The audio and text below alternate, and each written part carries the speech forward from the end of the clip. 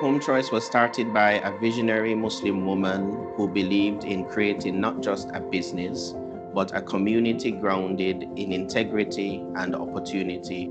Those values continue to guide us today as we support beyond labels, hoping to end the stigma of AIDS in the workplace. For us, this means ensuring that every worker feels valued by way of recognition, respect, and to keep them protected at work, far from discrimination. When workplaces are inclusive, lives are transformed, and communities grow stronger. At Home Choice, we are not only bold in the products we manufacture, but the environment we create at work. We're bold in challenging stigma, courageous in fostering inclusion, and committed to fostering that feeling that everyone belongs. So, we say to you, join us. Let's break the stigma, support one another, and help end AIDS as a public health threat together.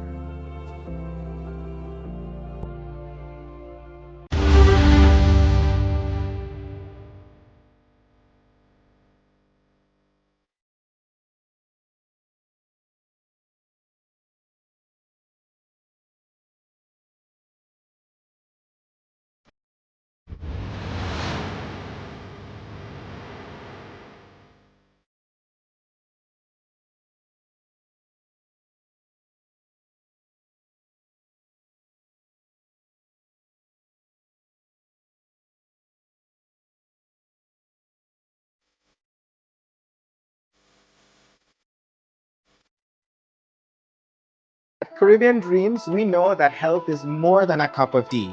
It's the way we treat each other every day. That's why we proudly support Beyond Labels, uniting with others to end AIDS as a public health threat in the workplace. This is about people. It's about creating spaces where every worker is treated with dignity, where compassion replaces judgment, and where no one is left behind because of stigma. Just as our teas and products are crafted to restore balance and strength, we're committed to building a culture that nurtures equality and respect. At Caribbean Dreams, we believe a healthier future is an inclusive one. Join us. Let's break the stigma, stand together, and help end AIDS as a public health threat once and for all.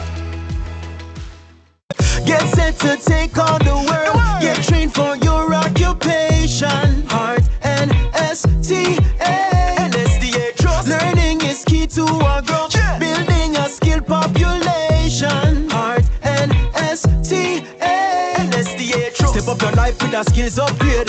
Time come for you learn a trade. Learn a skill, better job, better pay. With heart and NSDA. Be smart. Go for your dream. Choose heart. Be smart. Choose heart.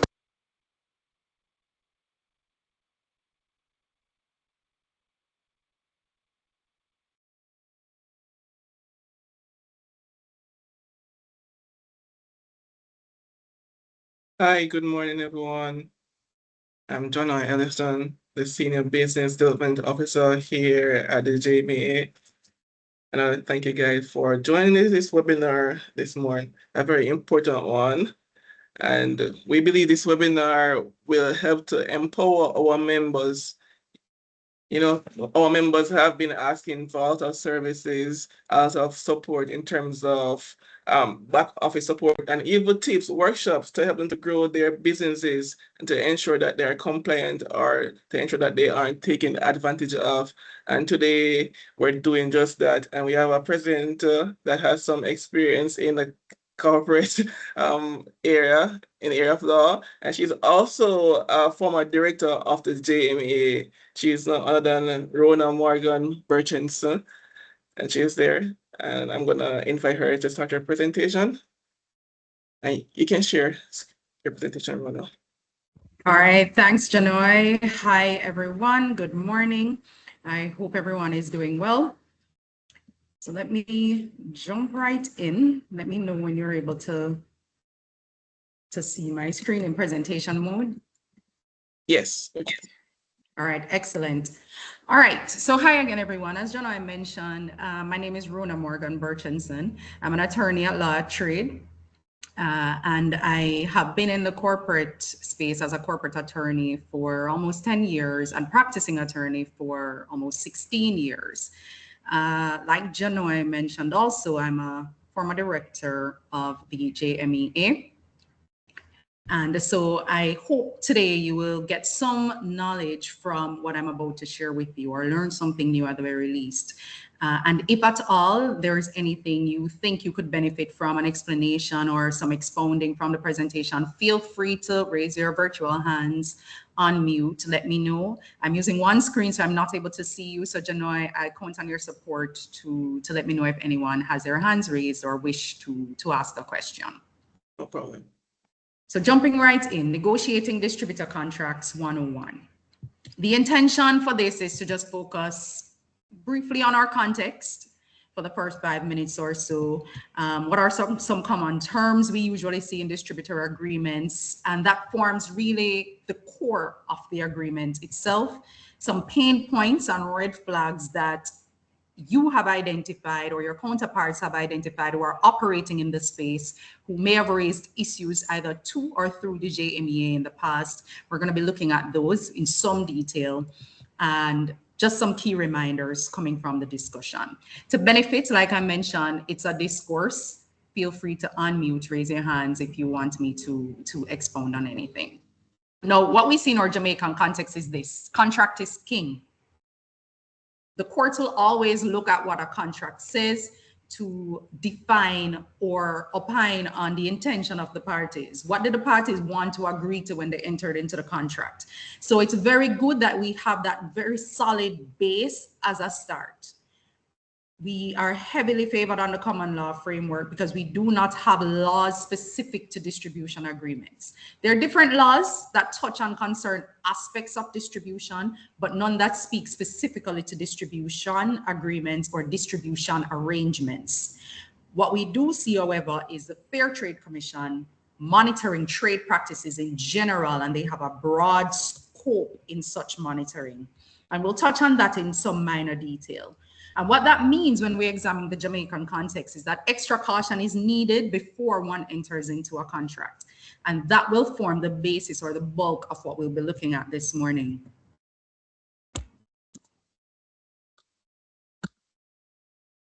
So what are some of the must-have clauses in a generic contract? And you are no stranger to these. We must have a term. How long the contract will last? At the very least, how long will the contract last?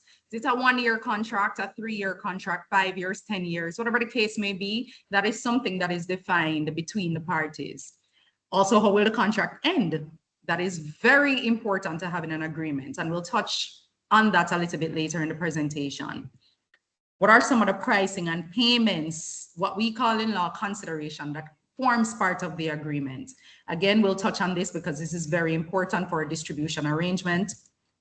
Disputes, how will those be managed? We know the default position in many countries is to go to court, but there are other options that are probably less costly, more time effective or time efficient to ventilate those issues, and we'll explore some of those this morning. What are the parameters? What territories do you play in? What channels do you play in? Is it local? Is it regional? Is it an export arrangement? We'll also have a look on that. In a distribution agreement, it is important to state what the territory or channel for the distribution is. And of course, key performance indicators. What are the KPIs associated with the relationship? What are some of the risks associated with the relationship, and how are these defined? Now, in terms of your territory or channel, it is important to define what the territory or channel is. And why is this important? Because we must avoid ambiguity at all times. Now, there's a very fine line here based on what our antitrust or fair competition laws state. However, the law does not preclude one from saying you can service the pharmaceutical channel or you can service the entire island. And what does this mean? Is your coverage island-wide coverage? Is your distribution going to be in all 14 parishes? Is it meant to cover all corners of the island? Or is it meant to cover just a channel? maybe an alternative channel, a pharmaceutical channel, schools, wholesales, a specific channel, supermarkets.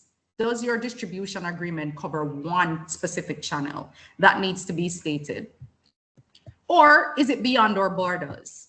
Am I giving you the distribution for Guyana or the distribution for Trinidad and Tobago, for example? Or is it that the distributor we're getting is from a different country and servicing that country? Are they from St. Martin with the intention for them to distribute in St. Martin? And that's what your agreement needs to look at. The definition of the parameters of the agreement, meaning where should the distribution focus lie? And it must be clear and it must be precise so that there is no ambiguity, no room for error as to what that could be. You must also be mindful of exclusivity. Some of us have smaller businesses that require smaller distribution networks, smaller distribution agreements. Maybe your product only is found only in probably a pharmacy channel or a supermarket channel, and you only have one distributor for that reason. Never mind if it's just one distributor, meaning the contract is exclusive. That is not the case. Usually, you do have de facto exclusivity arrangements, but in being mindful of exclusivity, my recommendation would be to have KPI triggers in place. So how will your performance be measured as a distributor, and how frequently? Do you have KPIs that say, for example, you must sell X number of products in this channel for 90 days? That is something I would recommend that you include in your agreements. And also have cure periods, which are really periods of time to remedy non-performance. So one example could be you have exclusive rights to distribute product A subject to a 12-month sales target of 4,500 units, and a failure would trigger a 90-day cure, meaning that within 90 days, if you don't sell the 4,500 units, you have to have another contingency or another plan in place. We spoke about term and termination clauses, and these are very important because it brings a finite period to the contractual arrangement, and it opens up the room for renegotiation efforts to take place. Now, the term states how long the contract will last. The typical average is 3, but of course that would depend on your business outlook, your forecasts for your products or your business, and what exactly does that look like. Maybe you're introducing a new product to the market and you just want a 1-year contract to test the water, see how that feels, or a 6-month contract. You could come into or enter into that type of agreement, and that is fine.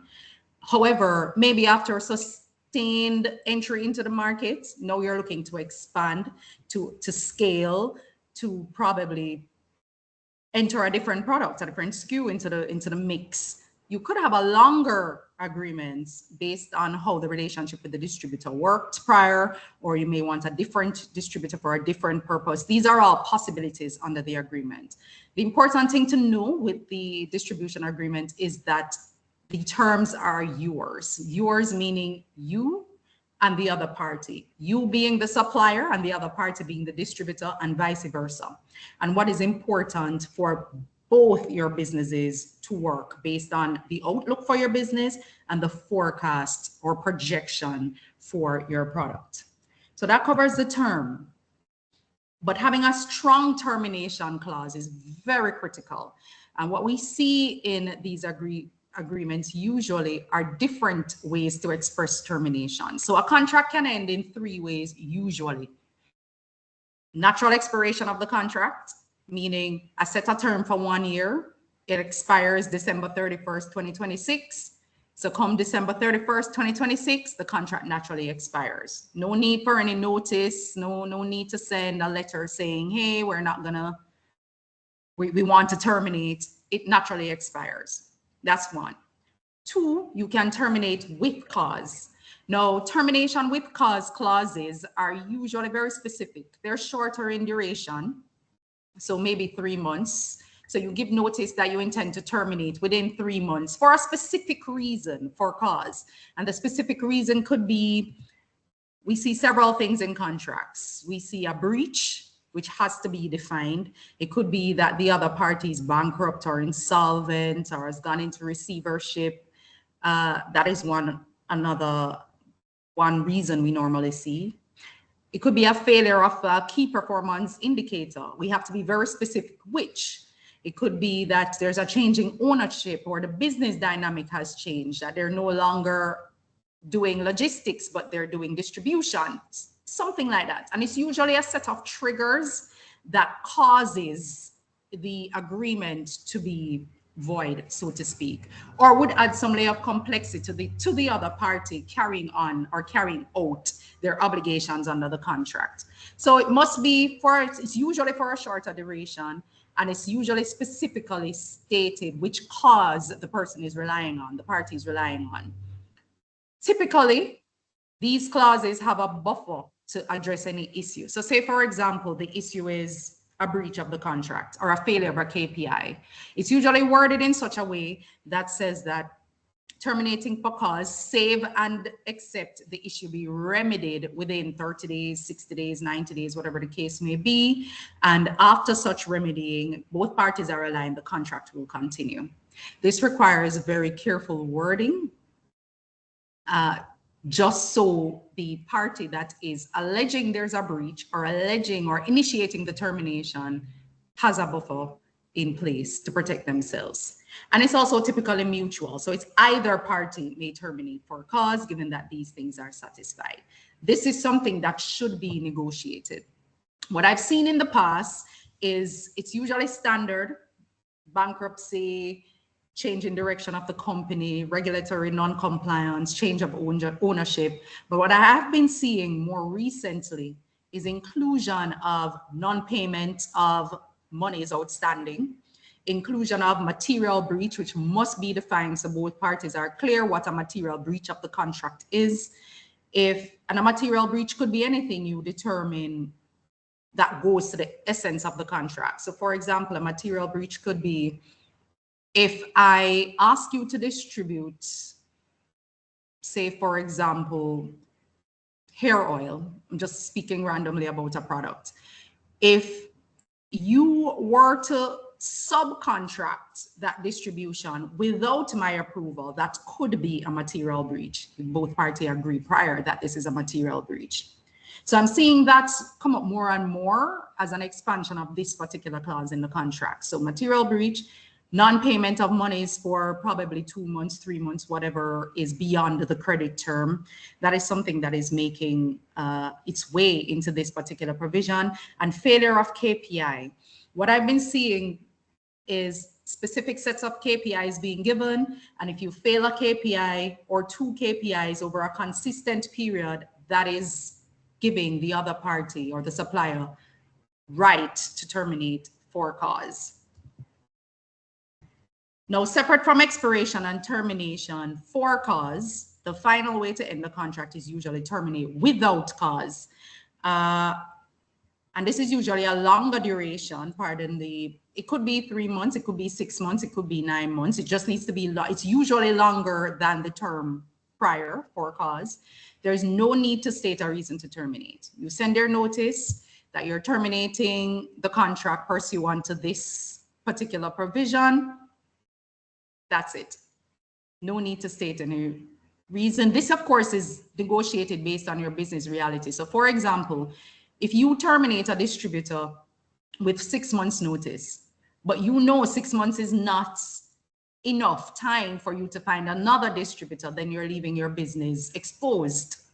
So it would have to be negotiated prior based on your business reality, your connectivity within the industry, within the local business or commercial landscape. How soon can you get a replacement distributor?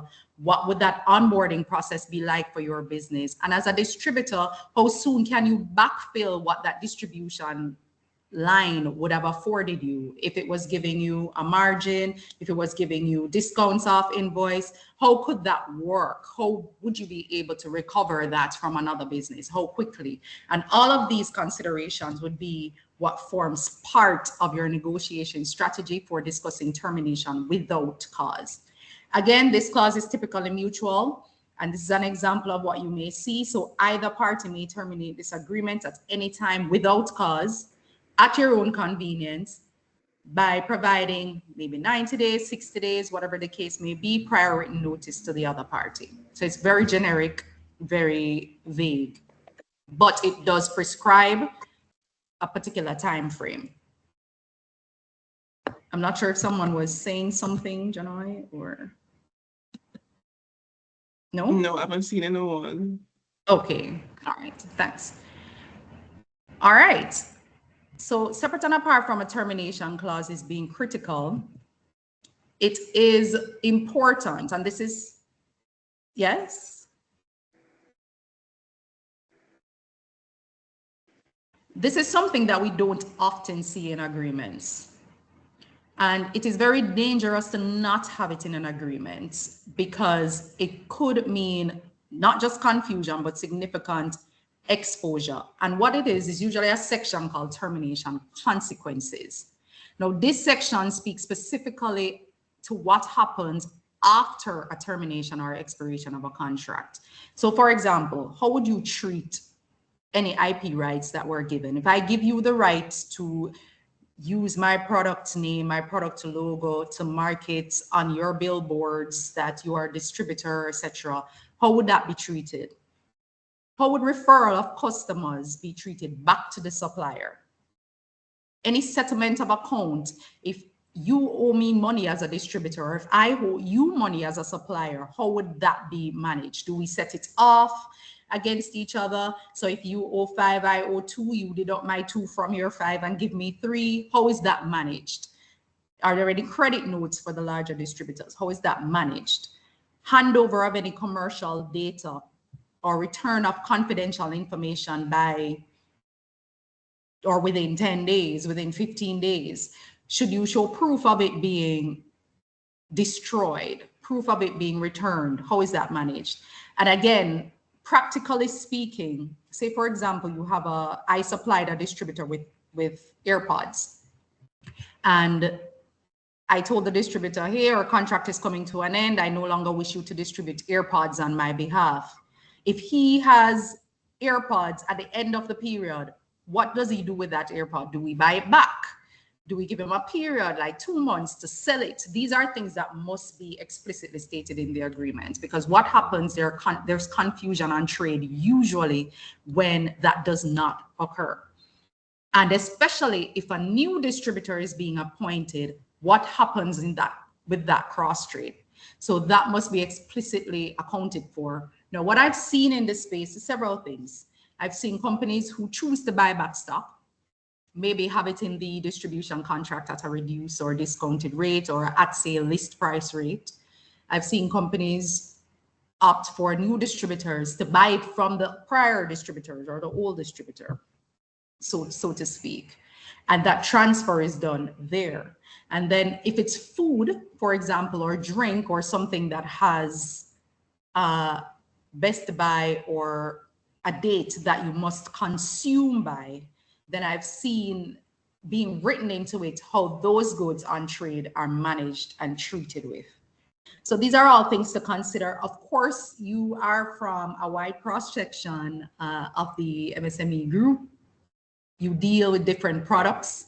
So it may be that some things may not be directly applicable to your operation, but just so you understand the full breadth and scope of what should be included in this section, it's just, I'm stating it so that you know how to manage when negotiating with this particular section of it, because it's something that I do see causing a lot of issue on trade if it's not explicitly covered in a contract.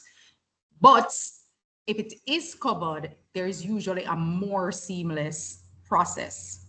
Do we have any questions on this so far? Is everyone with me? Clear? All right, I'm gonna take silence as yes. Again, you have to. Sorry about that. I was actually writing in the chat. Oh, okay. So I was listening in regards to the termination consequences and such, and my mind went to non-disclosure agreements. I see you have their handover of commercial data or return of confidential info, but should the contract have some form of non-disclosure agreement attached to it? Absolutely. Okay. Absolutely. Every contract should have a non-disclosure, or what we call in the contract a confidentiality clause. Now, this section speaks specifically to, Carmina, you can put it back in hand, man. I'm coming to you. This section speaks specifically to probably marketing materials that you provided a distributor with, or any IP related material that should be returned. But the confidentiality clause in the contract usually gives a more broader and general coverage for non-disclosure. And I recommend every contract to have one. In fact, I take it a step further. If you're engaging in discussions, preliminary discussions with someone to have a distribution arrangement or a distribution relationship, ensure a non-disclosure agreement is signed prior to that discussion. Not after, but before the discussion takes place. When a contract is being signed, include the confidentiality provisions in that contract as well. That would be my recommendation. Okay, thank you. Yeah, this is You're welcome. Carmina, by the way, so I just put down my hand. Oh, okay. Yeah. Okay. Okay. There's a question by Andre McKenzie. Andre, yes. Oh no, sorry. I think she just answered it. I was gonna ask about the non-disclosure before, Okay. but she just answered it. So Okay, excellent. Thanks, guys. All right, so termination consequences, again, negotiate based on your business reality.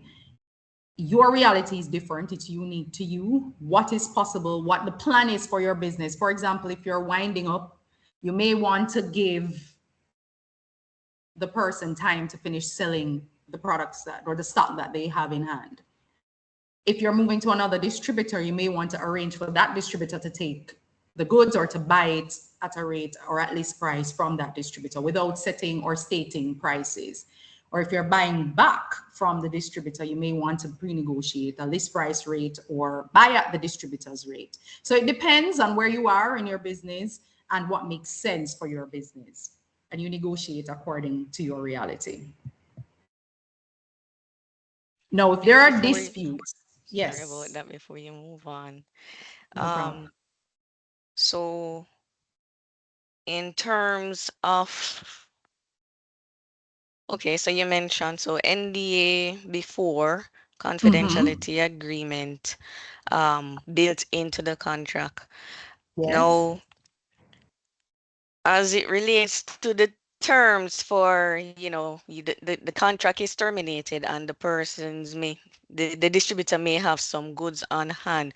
Do you give them a clear-cut period for selling those goods, or would it be a case where, you sell until they finish? It can be. I've seen both, Carmina, if I'm being honest. I've seen both. I would recommend this is agreed while you're discussing the distribution agreement. That way it doesn't come down to when it actually happens that you're now having that conversation. So prior to the signing of the agreement, you have that discussion. What will happen if this agreement terminates? I'll give you 3 months to sell off all the stock beyond the termination date. So say you give the notice now, termination is June 30th, 2026. You have 3 months from June 30th, 2026 to sell your stock on hand. That's one way. Another way is at the end of June 30th, 2026, I reserve the right to buy back the stock from you at your list price. That way you take in all their stock. So I've seen it done several ways, but it varies based on the relationship between the supplier and the distributor as to which they would choose to input into the contract. It's just important that whatever is agreed goes into the contract. So that's, I'm thinking about it, and I would say it's probably a little bit tricky as well, because if you think about buying back the products and you're starting to think about, you know, the shelf life expiration. Do you really want them back? You know, are they Correct. store worn? If you buy them back, what are you gonna do with them? You Correct. know, so I think I would have to consider those things as well in terms of what's in my best interest. Absolutely. And you hit the nail on the head, which is why I was saying it must be based on your business reality. For example, something that is food or beverage, it comes with a shelf life. It could be 6 months, it could be 12 months, 8 in some liquid cases. And then you have the longer ones that are more the tin foods. That's different than something, for example, that is maybe a hair product or a cup or a pen that does not have that shelf life restriction.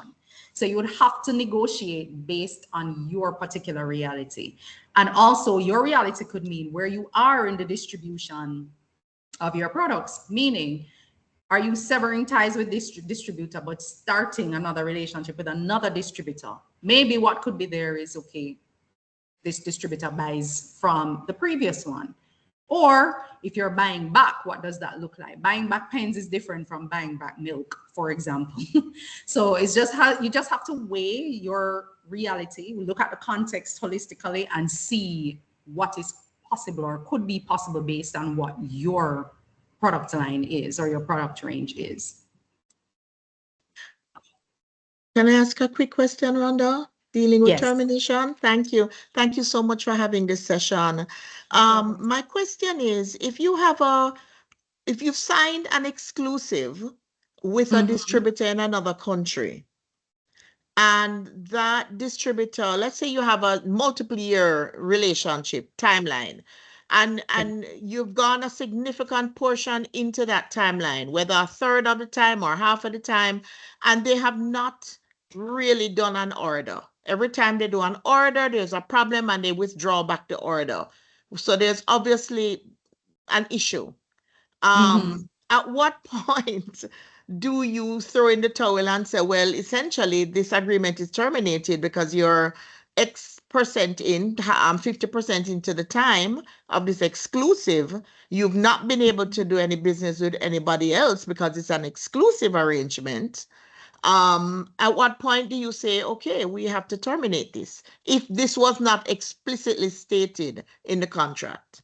That's where we're having this session, Sandra, in all honesty, because that should have been explicitly stated in the contract. The essence of, I must preface by saying I don't like exclusive agreements. I think they're restrictive, but that's just my personal opinion. I do understand that. I totally agree. I was in a situation like that, and I will never do it again. But unfortunately, I just wanted to know, at what point do you then have justification to say, I am X, Y, Z into this agreement, nothing has happened, and we need to cut ties? The safest way, I would say, based on that, if the contract is silent on it, is to terminate without cause.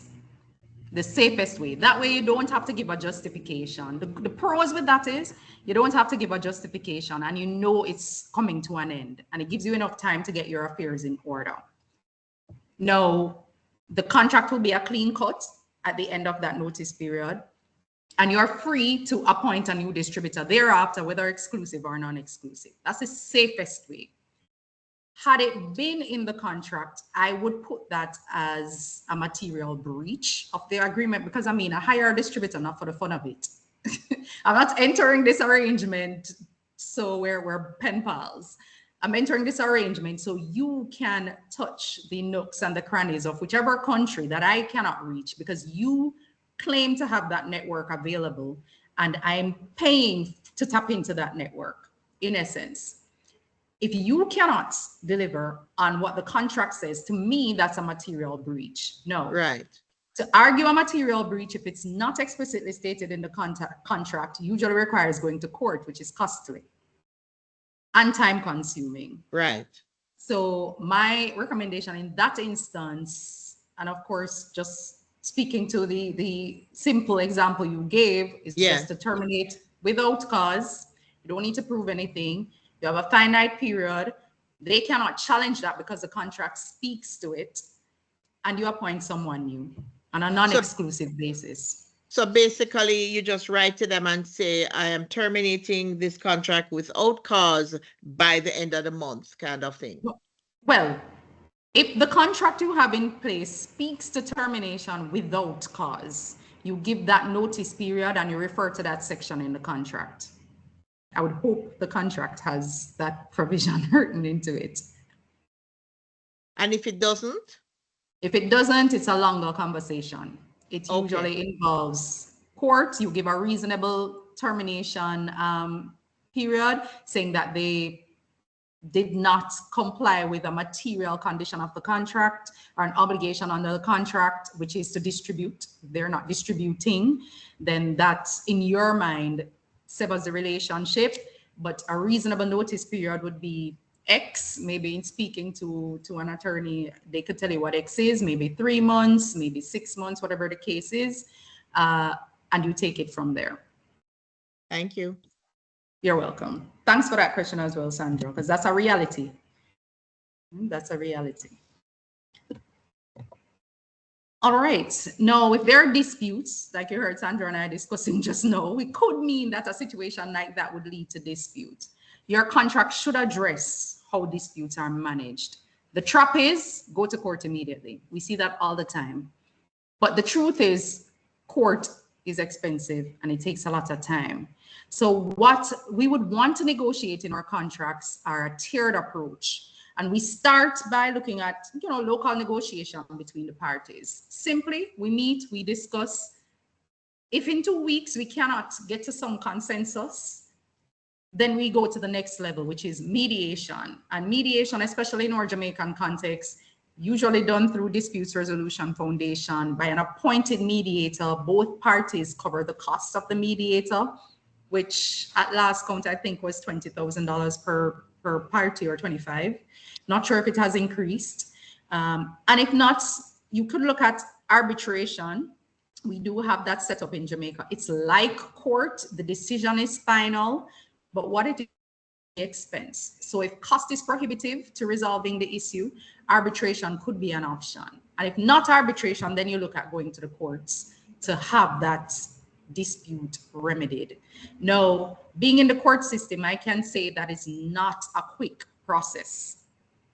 You start today, it could end 5 years from now. It could end longer than that if it's heavily disputed. So we have to be very careful by choosing that option, because especially for a business with, that's just starting out, that's small, micro, or medium, it could mean a very expensive venture to take it directly to court. So my recommendation would be to have a tiered approach in your contract, starting with local negotiation between the parties and then gradually moving up to court as a last resort. There's something you should also note here for disputes, especially for those of us who do cross-border negotiation agreements. Choose your jurisdiction wisely. Meaning, some countries have more relaxed laws than others. Some countries have more definition to certain things than others. For example, if you're in a Dutch territory, they're not only guided by their code, like Suriname or St. Martin, they're guided by Dutch law coming out of Netherlands. So you may want to make sure that your jurisdiction remains Jamaican law, so you have more control over the management of it. Now, we touched on KPIs. KPIs set the tone for performance of the agreements. And to Sandra's question just now, it is extremely important to include what performance you're expecting from the distributors you're bringing on to distribute your products. Of course, based in reality and flexibility, those are important, but too often we do not see this provision and it goes to the heart of the agreement. If you think about it, you won't know if there's a breach unless they know what it is they're supposed to be doing. And it's not as clear-cut as, say, a rental agreement. And if you're renting a space or a home, I give you this space, you give me my $500. If I don't give you my $500, that's a breach. It's not as clear cut as that. So we need to be very specific, very explicit with what we want the distributor to be focusing on. And we do this through forecasts. Just a fancy word to me in what you project to be your sales. If you plan to sell 4,000 units of this, if you plan to sell 1 case of this, that's your forecast. And how often are you forecasting? Do you plan to sell 1 case per month, or do you plan to sell 10,000 units over the next 6 months? That's how you forecast. And what is the distributor responsible for? Are they responsible for selling out that amount? Are they responsible for buying in that amount, a minimum order every month, every quarter? What are they responsible for? That should be stated as best as possible. Now, forecasts are rolling. They may change based on different things. So you have to bear that in mind as well when negotiating that. It cannot be inflexible and it cannot be unrealistic. Otherwise, it makes no sense. And by that, I mean accounting for cycles. We know the country we're in. We know the rhythm of the market, the Caribbean context we're in. We know there's a tourist season, a back to school season, a hurricane season. We know there's a party season. So we base our forecast, set our KPIs with those in mind, if applicable to your business. If you're distributing toothpaste, for example, it's different. People use those every day. There are highs and lows in terms of periods, but people use those every day. You're selling hair products. We know this product is usually likely to last 3 months based on the usage, the average usage that you've determined from your research or your case studies. However, there are other things that may last, like milk, may last 2 days in the fridge. So you have to set your forecast based on that and set realistic targets for the distributors to accomplish based on the forecast. And of course, account for any force majeure. Again, this is just unplanned disruption. Typically, contracts would cover, unplanned disruptions such as strikes, labor disputes, and so on, as impacting performance. Most recently, and certainly post-2020, we've seen pandemics being written in. I'm seeing wars now being front and center based on certain wars that are happening globally, causing supply chain disruptions. So just some things to bear in mind. Some examples, again, for KPIs, are they supposed to order a minimum quantity? Do they have a sellout rate? Are we holding them accountable? For example, if there are a distributor in Turks and Caicos, are we expecting to see a share, an increase or a growth in the market share in that particular jurisdiction? Is that something we want to hold them accountable for? Is that written into the contract? Are they providing us with the forecasts? Is it accurate? Is this something we want to track? So you will know based on what your desire for your business is, what you want to track. Could it be numeric or weighted distribution? Are they supposed to grow quarter on quarter, comparative over the previous year or comparative over the previous quarter? What are we holding them accountable to? In essence, that's what this is. And this should be as best as possible written and accounted for in the agreement. Keep in mind at all times the exposure to risk. And by that, what I mean is liability and risk should be clearly defined where possible in your agreements as well. And particularly, when does ownership transfer and who is liable at what time? This is a pain point we usually see in agreements or coming from agreements as well. This is where a lot of the disputes arise, believe it or not. When does ownership transfer? Normally, we see on full payment. Legally, what we recommend is decoupling ownership from physical possession. So for example, a supplier retains a legal title to the goods, even though it may be sitting in the distributor's warehouse until the full invoice is paid. And risk of loss transfers, who pays for the damage, lost or stolen goods? Again, look at physical possession. Physical liability for the goods can shift based on the context. So example, going to a warehouse that's a third party logistic provider. Is the good passing through a broker, for example? Is there any direct delivery? Is the person coming to collect the good, the distributor coming to collect the goods? So we have to look at that and how is that defined based on your local reality for your business. Some companies deliver or ship directly to a distributor. Could be a local or cross-border distributor. What happens in that instance? And again, the key theme here is negotiating based on your business reality.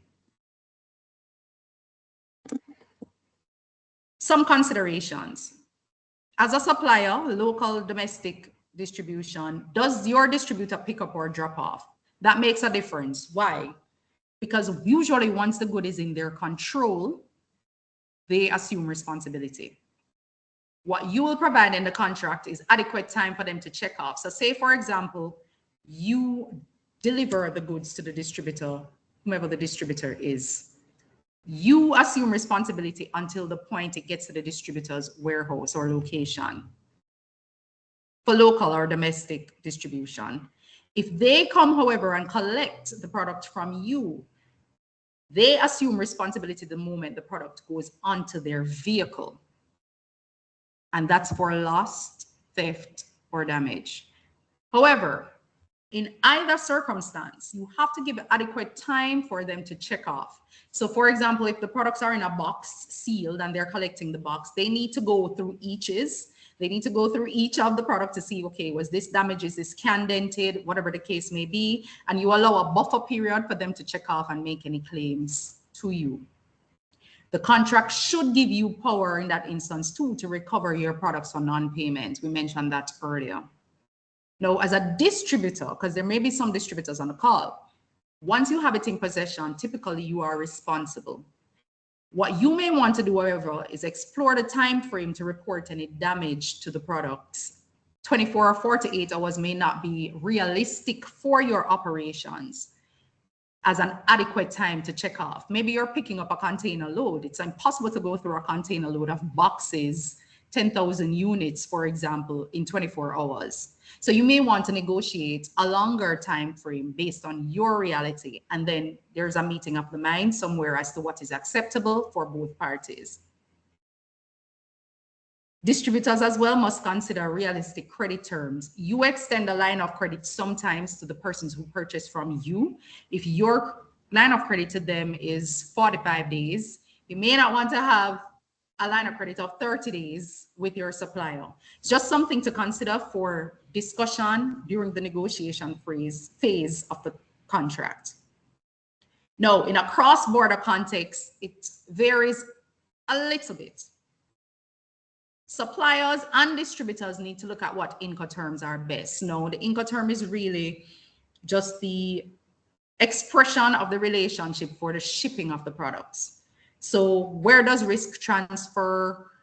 There's several Incoterms. It could be a safe, it depends. So you would have to look at when the product is delivered to the port, is it that the distributor is now completely responsible for the product? They organize the shipping, they organize the offloading. The moment it hits the home port, it's all them. Or is it that the moment it hits their port, it's all them, and you assume full responsibility until it gets to that country's port?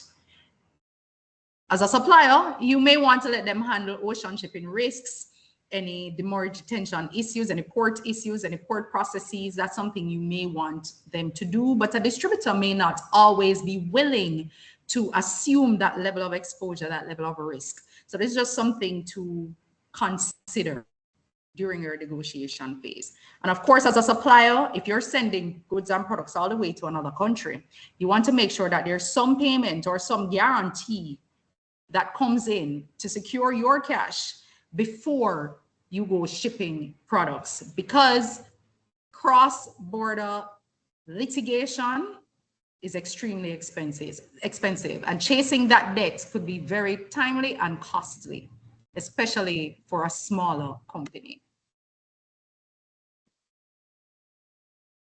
Sorry, a quick question.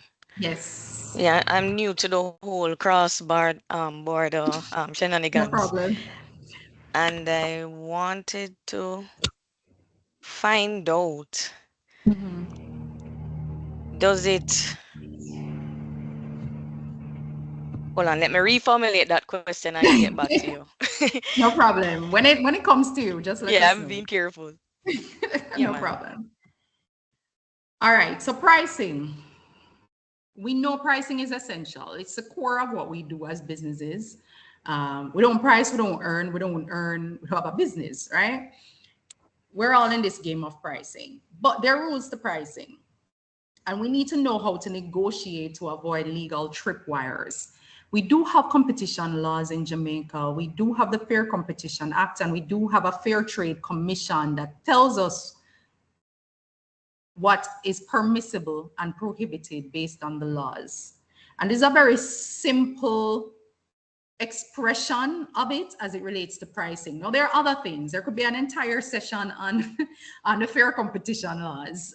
But as it relates to pricing, these are some of the things we can and cannot do, or should and should not do when we're discussing pricing with or partners or competitors, etc. So we can give a recommended resale price. We see it all the time, RSPs. We may see a poster in the supermarket aisle on a shelf talker or something that says recommended resale price, $100. Now, that does not mean that the distributor or the end customer, being a supermarket or whomever, has to sell at that price. That's just your recommended resale price. The distributor or the end customer should be free to set their margins at all times. The law says that, provides for that. So we don't tell them what they should sell at. We can recommend a price. It's very important that that is explicitly stated, that it's recommended or suggested. We do not fix the resale price. That could cause a whole lot of problems with the Fair Trade Commission. You can, however, document a pricing strategy, meaning you can have a pricing architecture that I'm going to sell at this cost to this person. And that's your internal document. That's your strategy to go to market. That's fine. The law allows for that. But what we also do not do is punish discounting. So we tell the customer, hey, if you discount the product on that, if you discount the product by $20, we're not going to sell to you again. You're restricting their trade, and the law frowns on that. And we also don't use complaints from distributor A to influence distributor B's pricing. Now, we live in a Jamaican or Caribbean context where it's not unusual for one distributor and say, hey, how are you selling to X down the road? I see them selling that pen for $20 and I'm selling for 18. They need to be selling for 18 too. And now we pick up the phone and call that distributor to say, hey, sell for 18. That's fixing a resale price. So we just need to be mindful of how we're pricing, how we're discussing and negotiating those prices. And this is just a quick snapshot of what you can do and what you cannot do. Always consult an attorney or the Fair Trade Commission if you're unsure of what to do. That is my recommendation. Because it's anyone can report a matter to the Fair Trade Commission, and once it's reported, it's investigated. Yes. Sorry. Yeah, and January here, just to add the example, sorry, just to backtrack a little, the example you gave about cross-border shipping, that actually happened to one of our members where they reached out to us and they sold some products, I believe, to India. And there are some, I think the company name changed of one of the suppliers in India, and then there was a whole issue to get the payment. And to date, I don't believe they've been paid. And they reached out to us for assistance, and there's nothing we could do to help them. And I just want to advise everyone here on the call that Exim Bank does offer a trade insurance. Sorry. So if you're interested in exporting and you want to secure your goods, you can contact Exim Bank. They have a trade credit insurance scheme. So that's something you can also look into. That's important, Janoy. Thanks for that input, because it's something, guys, that happens more often than we think, especially if we have export ambitions to certain regions where geographically they're a little distant, and contextually and culturally they operate differently and at different hours of the day. So we have to be very mindful that we have a payment or a guarantee upfront before we ship those documents. And leverage the offerings of the Exim Bank if you can. Speaking on pricing more simply, Be clear on what the credit terms are. When should payment be made? I mentioned earlier, a point of discussion, a point of negotiation is looking, okay, when do you pay me? Is it cash on delivery, or am I extending you a line of credit for 30 days, 45 days, 60 days, 90 days? Whatever the case may be, that part is open to discussion. But both parties need to bear in mind, from a distributor perspective, if they're offering a similar line of credit to their customers, what does that look like? And from a supplier perspective, can you wait if that period is too long? And then, of course, selling into some channels may have a higher credit period than others. I believe, for example, the hotel industry may have a higher credit period. So just to be mindful of that, bring those insights to the discussion at the beginning of the conversation. That way it's documented. Because if you want to terminate for non-payment, you would have to show that they are beyond the credit period. And if a credit period is not stated, it makes it very difficult to enforce. State penalty for late or non-payment, but use this as a tool, not a weapon. What does this mean? Some contracts have an interest payment. Some people don't do it because it's hard to quantify and there's a lot of calculations. And especially if you're a smaller company without a CFO or head of finance, but you just have an accountant that you bring in their services, this might be hard to put in play. However, for those who can, what we see is maybe a penalty of 1% over a particular period to be added onto the amount to come in. But this should not be weaponized. For example, if a distributor is unable to sell because there was a major hurricane, for example, you cannot enforce this late payment fee, or they're not able to, you cannot enforce this, or maybe you should reconsider enforcing this late payment fee. So don't weaponize the provision, use it as a tool to encourage payment, and not only payment, but on-time payments. And then you establish how deductions will be managed. So for example, if you're giving an off-invoice allowance to a distributor, you say, okay, I'm gonna sell you and you get a 5%, whatever that percentage is. Or if it is that there are some credit notes involved for the larger distributors, establish how these will be done, who has signing authority, who can sign a credit note that they're going to leverage, what the off invoice is of the list price, be specific or as specific as possible. So you can set your prices, bearing in mind what we spoke to on the prior slide,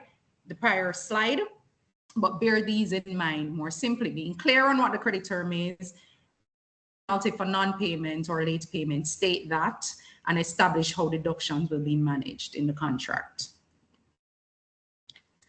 Now, we touched on some of the pain points so far. Other pain points would include cash flow realities. Why is this a problem? We know for micro, small, medium enterprises, cash is king. Even for large companies, cash is king.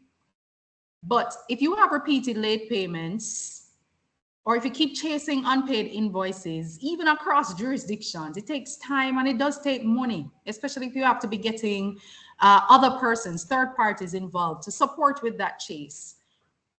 That becomes a legal problem, because if you don't have cash, you probably cannot pay for more products to manufacture or make more products or import, cannot pay your staff, you cannot pay your bills, you need the cash to care. How to negotiate, make sure you have clear payment terms in your contracts. Make sure you have that late payment interest to generate or stimulate that repayment within a particular time. Be very clear on that. There's sometimes territory ambiguity that causes pain points for suppliers and distributors. And of course, parallel imports are very real. We are in close proximity to some countries where it's easy for anybody else to bring in a product, especially if that product is available in another market. How does that become a legal problem? If you have vague territory language or vague channel language, it creates confusion. Say you don't have an exclusive distributor arrangement with one distributor, but maybe you have two. One is going to service wholesale, one is going to service supermarkets. If you don't state that explicitly, they're just going to be selling everywhere. So you just have to be very specific to define where that territory, where that channel is, that person is expected to support. You may have some informal trade channels as well, or like we like to call them, porous regional borders, especially we live in a free trade community that allows goods to go from one place to the next. That just has to be managed in a particular way. To the point earlier, exclusive agreements, how to negotiate, try to negotiate non-exclusive agreements as best as possible. That limits you, exclusivity limits you from getting to trade. Having that non-exclusive arrangement, you could always appoint another distributor to get to that market.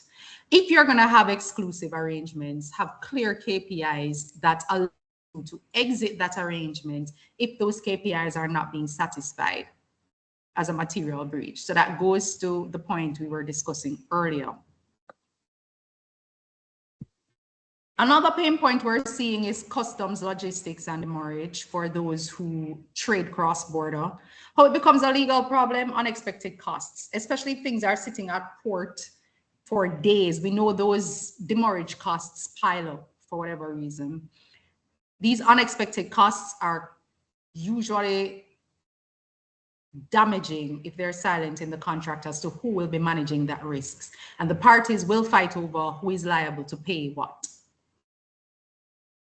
If there are unclear Incoterms or point of transfer leads to disputes, we don't know who will bear that cost. So what we suggest, or what I recommend, is to have clear Incoterms, clear demurrage allocations, clear provisions on when risk transfers for local or cross-border transactions. So who is responsible for paying what? That must be explicitly stated in very simple terms in the agreement. You also have weak warranties, indemnities, or insurance, and that plagues a lot of you in several ways. Legally, sometimes there are unlimited warranties or indemnities that are uncapped. So you're responsible should anything happen by any of your agents anywhere at all across the island. It's uncapped. So it leaves it wide and ripe for legal issues to emerge. And it exposes you to catastrophic, what I call catastrophic liability. So you're looking at recall costs, consumer claims that you don't even know where it will end because it's so broad. You have to make sure that that provision is as narrow as possible in scope. You either set a period or a limitation of that liability some way. Now, liability terms are usually hard to craft, hard to understand, so you may require some legal guidance here, but it's best to get it than to leave you exposed, because the bulk of issues, or majority of the issues, end up in court or in disputes because this particular provision is unclear. The scope must be clear as well. It cannot be ambiguous. So what counts as a defect in some instances, who pays for shipping returns, all of these can lead to significant disputes that require remedying. So my recommendation, how to negotiate any such provision in the contract, you cap indirect consequential damages where the local law permits, and then carve out liability for personal injury and consumer protection obligations if they're directly related to your product and not the negligence of the distributor or any of their officers or agents. So you have to be very clear that it connects you to that liability and not generally as a result of anybody else's negligence. Because if you look at any distribution line, you sell a product to a distributor, the distributor sells it to a customer who may sell it to the end consumer or to another customer. There are several hands touching that product. There are several ways in which that product, for example, could be compromised, not resulting to any manufacturer's defect. You want to make sure that whatever liability is built into the contract, it does not flow directly from you. So it accounts for the distributors, agents. If they sell it on to somewhere else, are they keeping the products as it should be kept from a quality standpoint? Are they keeping the product as it should be kept from a temperature standpoint? Looking at things like that. How is the product being managed? If the product falls off the shelf in a store, say it's hair oil, it falls off the shelf, spills, and someone slips in the supermarket, who's responsible then? In an uncapped situation, it could flow right back to you. So you have to make sure that there are built-in parameters to protect you as best as possible from any exposure for liability. And then personal and commercial data. This is something, especially personal data, that I'm recommending be built into all our contracts. Recently, we had the passage of the Data Protection Act. The Data Protection Act speaks to personal and sensitive personal data. It does not speak to commercial data. Now, what's the difference? A personal or sensitive personal data is attributable to a person. So personal data could be your name, your date of birth, your phone number, email address. That's personal, not the company gives some of you this information or this data, your address and so on. Your sensitive personal data could be your religion, your sexual orientation, your nationality, background, etc. Now, commercial data is more your pricing strategy, your customer lists, things like that that's attributable to the business itself. So even though we have data protection laws, the laws speak primarily to processing, and that includes collection, everything from collection to use to destruction of personal and sensitive personal data. Now, in this commercial relationship, chances are you're handling both. You will need to know someone's name. You likely need to know their phone number. So that's personal. But then there's commercial data. They will know your marketing strategies, how you plan to, your route to market, so things like that. You're managing, you're handling both. I recommend you have this particular provision in your contracts, or you at least negotiate how this data will be managed. The distributor will be getting access to things that are commercially sensitive from your business. And likewise, distributors, if you're on the call, you'll be sharing information that's commercially sensitive to your business, like who your customers are, how much you're selling in of that particular supplier's product to that customer, and so on. So how that is managed should be built into your contract. So you define the data, who owns the data. You set clear provisions for the termination and use of the data. For personal information, you give permission for that information to be shared and used for the furtherance of the objective of the contract. That must be stated because the law is clear that it must be shared and processed for a particular purpose. And this particular purpose is the furtherance of the agreement, the distributor agreements. And you restrict as possible any desire on the distributor to not sell a competing product, because a Fair Trade Commission may look at this as restrictive or restricting that distributor's ability to sell. So there's certain nuances there. Of course, if you're sharing any of this information, you must get the permission from the owner of the information before you so share.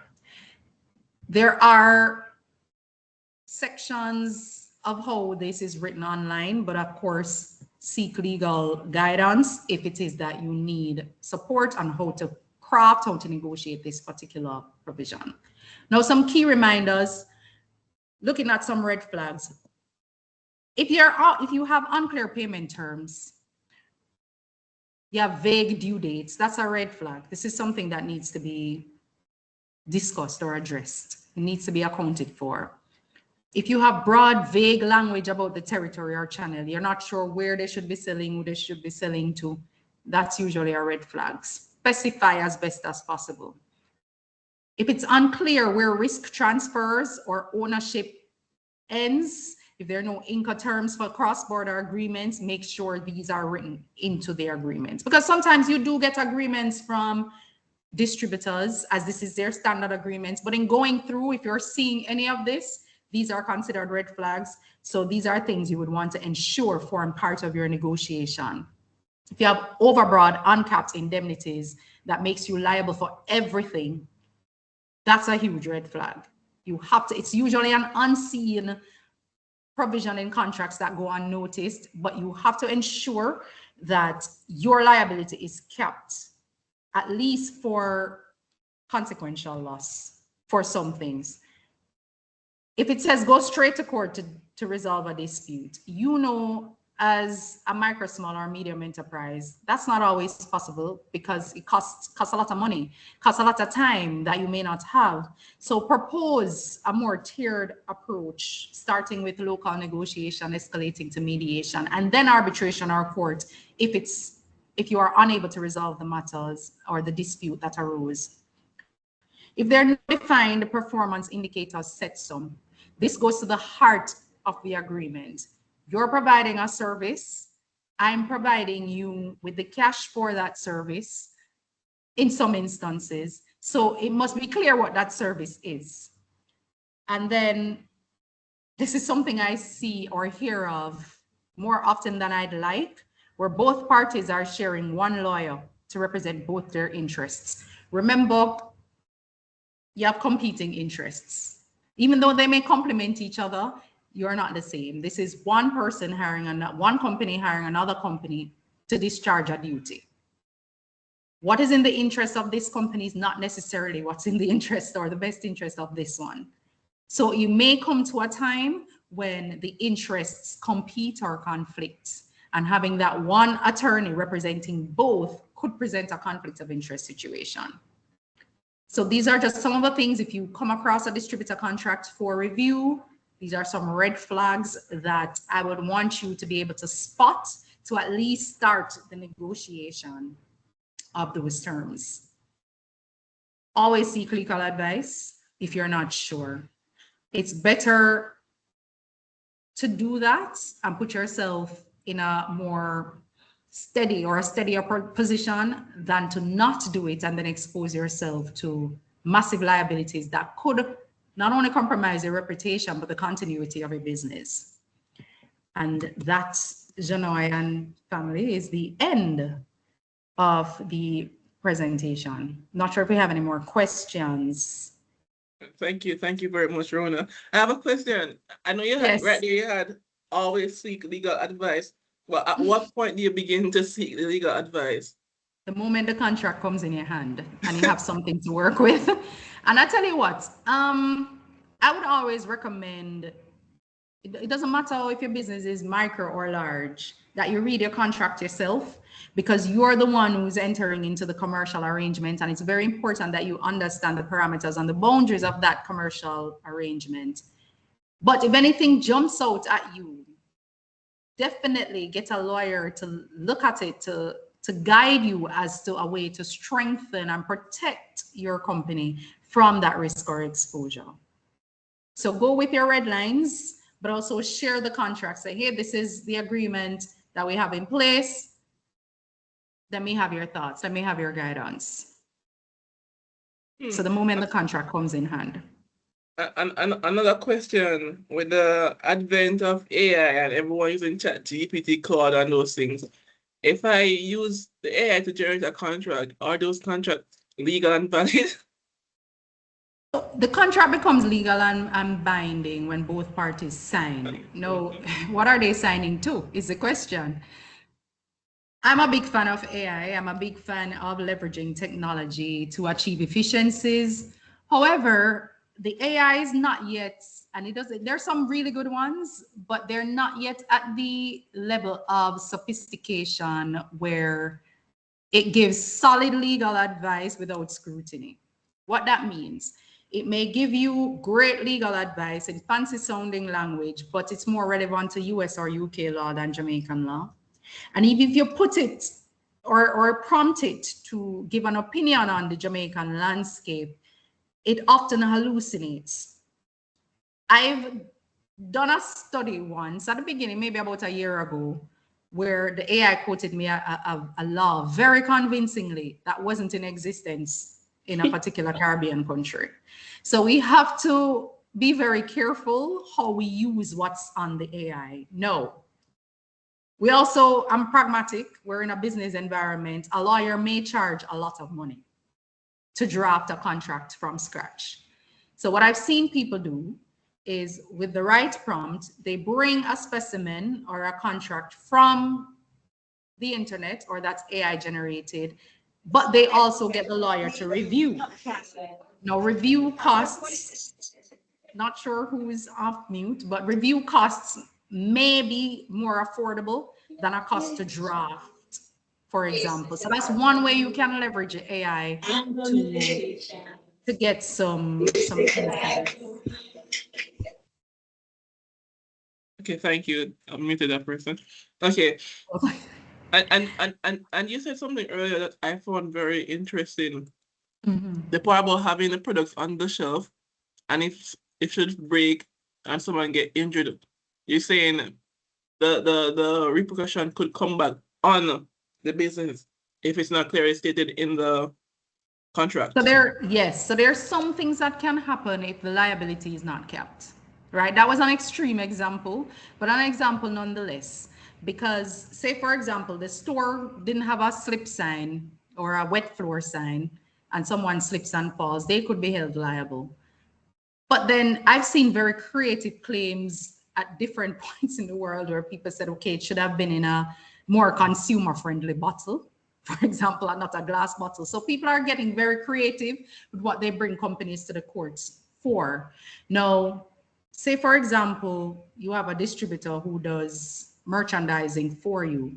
In the contracts, for example, you can have a specific way as to how they should place your products on shelf to minimize the occurrence of certain things happening. So there are things you can build into the contract based on your particular reality. Okay. Before I go to Sophia, guys, remember we're about to wrap up. So if you have any questions, please raise your hands or type it in the chat. Sophia?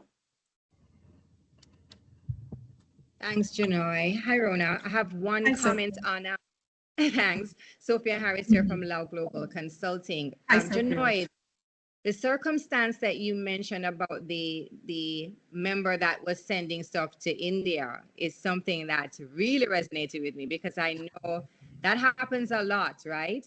What I can share, and Rona, you can give your comments on this, is back when I was developing the economic zone, and we had a lot of manufacturers that, they had facilities here for export. We would set up an escrow account and place money in escrow. And until the terms of the agreement were satisfied on both ends, the funds were not released. So that's something that you could consider. True. Anybody wants to ask? Yes, the recording will be shared. We'll be sharing the recording. Thank you for that, Sophia. Thank you for that intervention. Anybody else? Okay, I take it everyone is very, very much clear now. Okay, Rona, thank you very, very much for your presentation. I must say it was very, very much insightful, and even for myself, I'm not an exporter of it, but I find it, or a distributor, but I find it very, very insightful. There are things you must, Winston? Yeah, just wanted to find out if could get a copy of this recorded. Yes. If it was recorded. Yes, it will be shared in a link will be shared via email. It will be shared in also the JMEA MSME group, and it will be also uploaded to the JMEA YouTube page. So you can just find it on the YouTube page by the end of the day. So you can go on YouTube and subscribe to our YouTube, and you can find it. Excellent. Thanks. No problem. Again, thank you very much, Rona. I know Carmina especially found it very insightful. She said she had to drop off at 11, but she was very, very much appreciative. And I just want to go over some of the red flags that you mentioned. I want to reiterate them, a few of them. One of the main ones that stood out to me was sharing lawyers. You never want to do that. You have competing interests, so please get your separate lawyers. And again, another red flag is no defined performance indicator. So you need it to be very, very much defined. And unclear payment terms again, as Rena mentioned, cash is king, and we want our MSMEs to have their monies and to be paid on time, and you guys also to pay on time. So that is something that is very, very much important to look forward to. And again, broad or vague language, you want to ensure that the language is not very broad or very vague, must be very specific. Growing up and even going to school, they will say write smart objectives. So I want to make sure say it is very, very, very much smart, you know, so you can draw back to. And I just want to again, Rona, thank you very much. And I hope that you will continue with us here at the JMEA because we find your input very, very much valuable. All right, everyone. So thank you. Enjoy the rest of the day. Thank you, everyone. Enjoy. Thanks, Janoy. Thanks so much. You're welcome. Bye, Sandra. Bye, love. Thank you. Bye. Thank you. Bye-bye.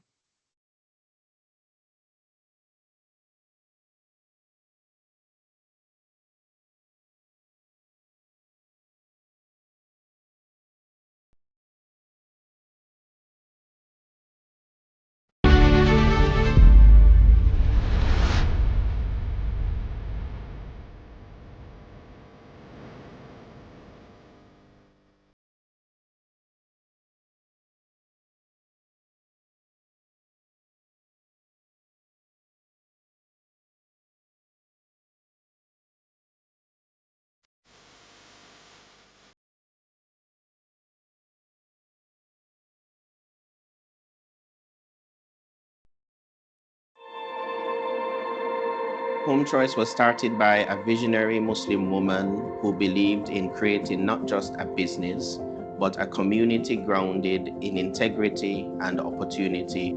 Those values continue to guide us today as we support beyond labels, hoping to end the stigma of AIDS in the workplace. For us, this means ensuring that every worker feels valued by way of recognition, respect, and to keep them protected at work, far from discrimination. When workplaces are inclusive, lives are transformed and communities grow stronger. At Home Choice, we are not only bold in the products we manufacture, but the environment we create at work. We're bold in challenging stigma, courageous in fostering inclusion, and committed to fostering that feeling that everyone belongs. So, we say to you, join us. Let's break the stigma, support one another, and help end AIDS as a public health threat together.